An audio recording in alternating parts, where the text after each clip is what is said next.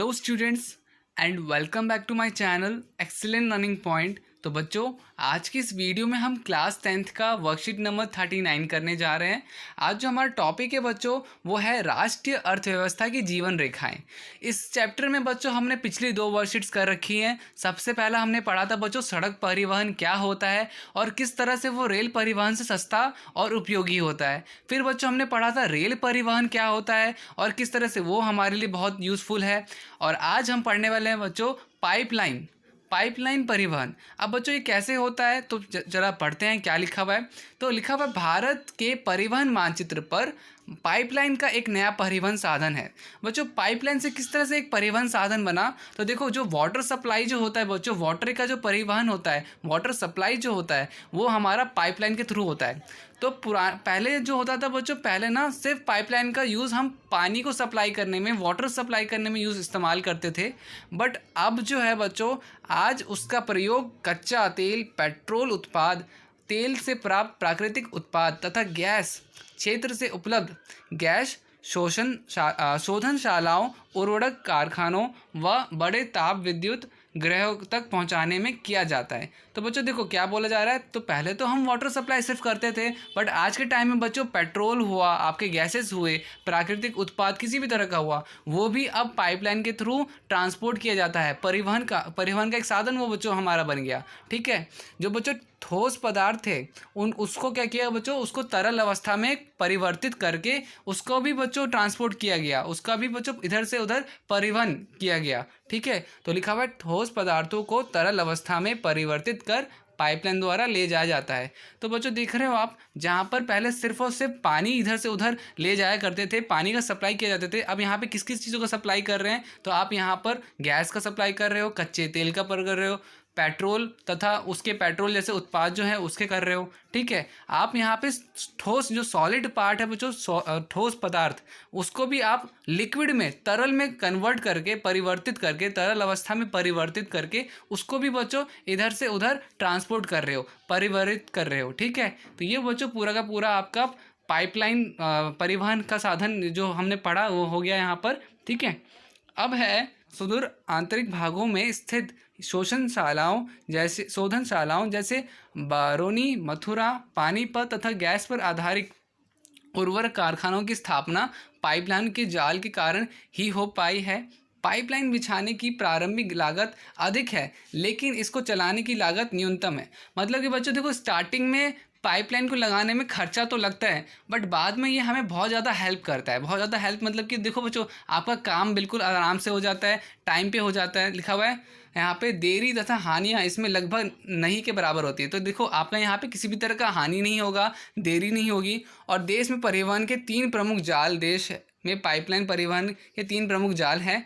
तो बच्चों यहाँ पे देश जो है हमारा, वहाँ पे इस पाइपलाइन को 3 भागों में बांटा गया है, एक ये। तो आपका 1 नंबर, 2 नंबर, 3 नंबर, इन 3 भागों में बांटा गया है। तो अभी बच्चों जब हम प्रश्न उत्तर करेंगे तो इसको अच्छे से समझेंगे। ठीक है, बेसिकली मतलब यहाँ पे आपको जगह का नाम दे रखा है, जैसे कि ऊपरी असम के तेल क्षेत्रों में गुवाहाटी, बरौनी व इलाहाबाद के रास्ते में कानपुर, उत्तर प्रदेश तक। तो यहाँ पे आपको जगह का नाम बता दिया, यहाँ तक फैला हुआ है। सबसे पहला, इसकी एक शाखा बरौनी से राजबंद होकर हल्दिया तक है, दूसरी राजबंद से मौरीग्राम तक है तथा गुवाहाटी से सिलीगुड़ी तक है। तो बच्चों यहाँ पे शहरों के नाम जो आपको दे रखे हैं, स्टेट के नाम जो दे रखे हैं, तो यहाँ तक वो पाइपलाइन बिछी हुई है।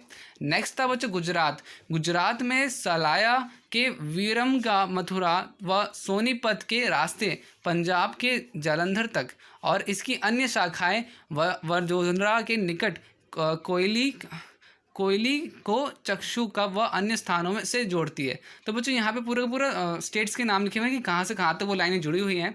थर्ड है बच्चों गैस पाइपलाइन गुजरात में हजीरा को उत्तर प्रदेश में जगदीशपुर से मिलती है और यह मध्य प्रदेश के विजयपुर के रास्ते होकर जाती है।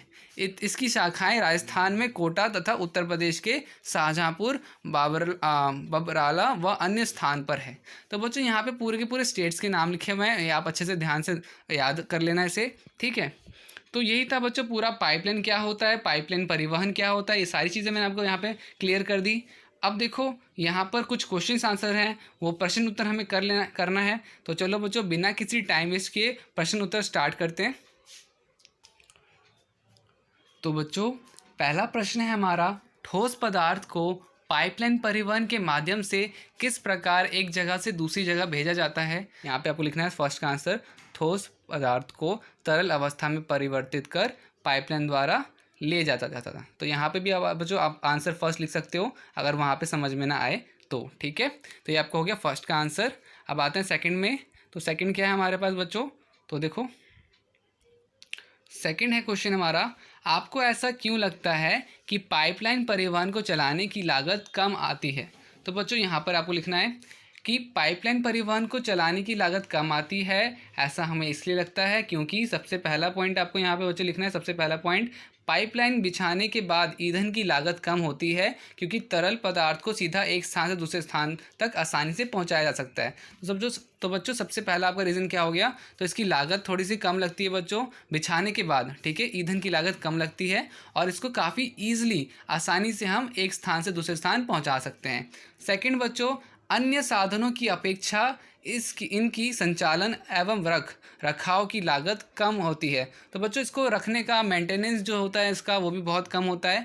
थर्ड, पाइपलाइन ऊबड़ खाबड़ भूप्रदेश के अतिरिक्त पानी के भीतर भी बिछाई जा सकती है। तो बच्चे वाटर के अंदर भी इसको आप बिछा सकते हो पाइप्स को, ठीक है। तो ये हो गया बच्चों आपका प्रश्न 2।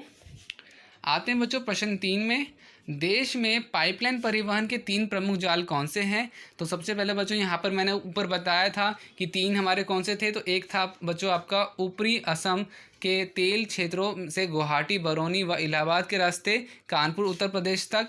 फिर सेकंड, गुजरात में सलाया से विरमगांव, मथुरा, दिल्ली व सोनीपत के रास्ते पंजाब के जलंधर तक।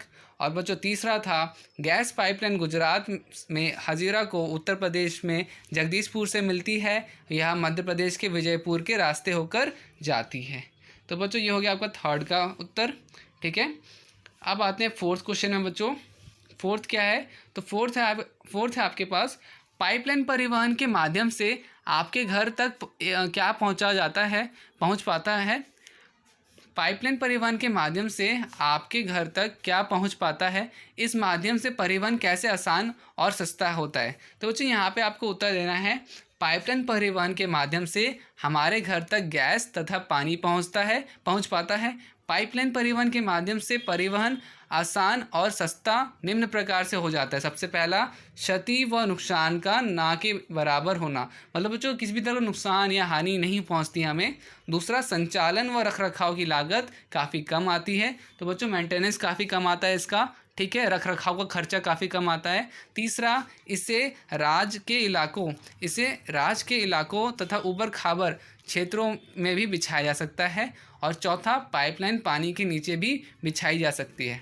तो बच्चों ये पूरी की पूरी आपको यहाँ पे इसके बारे में बताना था कि क्यों ये आसान है और सस्ता है। तो ये सारी बातें हमने यहाँ पे देख ली, सारे के सारे प्रश्न उत्तर हमने देख लिए। तो बच्चों आज की वीडियो में इतना ही था। अगर बच्चों वीडियो आपको अच्छी लगी तो प्लीज़ वीडियो को लाइक शेयर कमेंट ज़रूर कीजिएगा, बिकॉज़ ये मुझे मोटिवेट करता है ऐसी वीडियोज़ और बनाने के लिए। दूसरा बच्चों, सब्सक्राइब अगर आपने नहीं किया तो प्लीज़ सब्सक्राइब ज़रूर कीजिएगा और बेल आइकन ज़रूर प्रेस कीजिएगा, ठीक है। इससे ये आपका फ़ायदा होगा कि जब भी मैं न्यू वीडियो डालूंगा तो आपके फ़ोन में, आपका जो भी फ़ोन है या आपके पास कंप्यूटर है, तो उसमें तुरंत नोटिफिकेशन आ जाएगा और आप तुरंत फिर मेरी वीडियो देख सकते हो। तो आज की वीडियो में इतना ही, बाकी मिलते हैं नेक्स्ट वीडियो में, तब तक के लिए बाय बाय।